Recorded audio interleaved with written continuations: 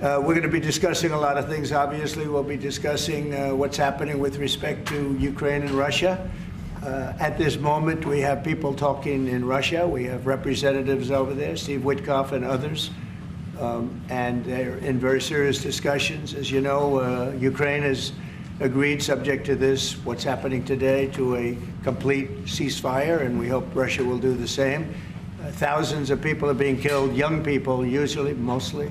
Young people, we were just talking about it, thousands of young people are being killed a week, and we want to see that stop. And we have to get this war over with, and you'll be back to a normal, much more normal life, and maybe we're close. We're getting words that things are going okay in Russia, and it doesn't mean anything until we hear what the final outcome is. But they have very serious discussions going on right now with President Putin and others.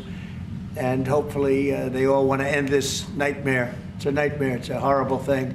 So we hopefully are going to be in a good position sometime today to have a good idea. We'll have, we know where we are with Ukraine, and we are getting good signals outside of Russia as to where we are with Russia. And hopefully they'll do the right thing. It's really humanity. We're talking about humanity. We're not talking about the money. But then you add the money to it, and, you know, hundreds of billions of dollars is being spent and really wasted so unnecessarily. It should have never happened. Steve Witkoff's trip to Moscow, you spoke about it. What sort of agreement do you hope he comes away from there with? Well, we'd like to see a ceasefire from Russia. And we have, you know, not been working in the dark. We've been discussing with Ukraine land and pieces of land that would be kept and lost, and all of the other elements of a final agreement.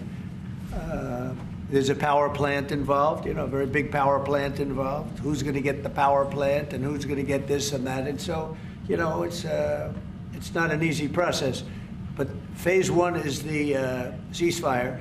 A lot of the individual subjects have been discussed, though. You know, we've been discussing concepts of land because you don't want to waste time with a ceasefire if it's not going to mean anything. So we're saying, look, this is what you can get. This is what you can't get.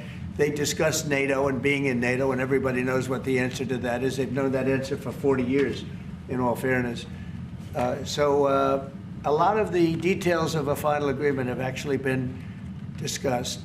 Now we're going to see whether or not Russia's there, and if they're not, it'll be a very disappointing moment for the world. Yeah. Vladimir Putin just said he is open to a ceasefire, but he does still have some concerns. He suggested that you two should speak directly. Do you have plans to speak to him soon? If Well, so, when? Are you yeah, confident sure. you can get this across the table? Sure. He did say that today. It was a very promising statement because other people are saying different things, and you don't know if they have anything to really, if they have any meaning, or I don't know. I think some of them were making statements. I don't think they have anything to do with it.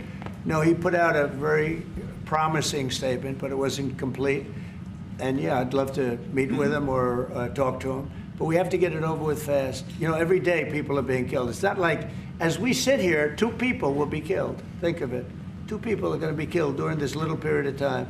Thousands of people a week are dying. So we really don't have very much time. We have to make this fast. It shouldn't be very complicated. Mr. President.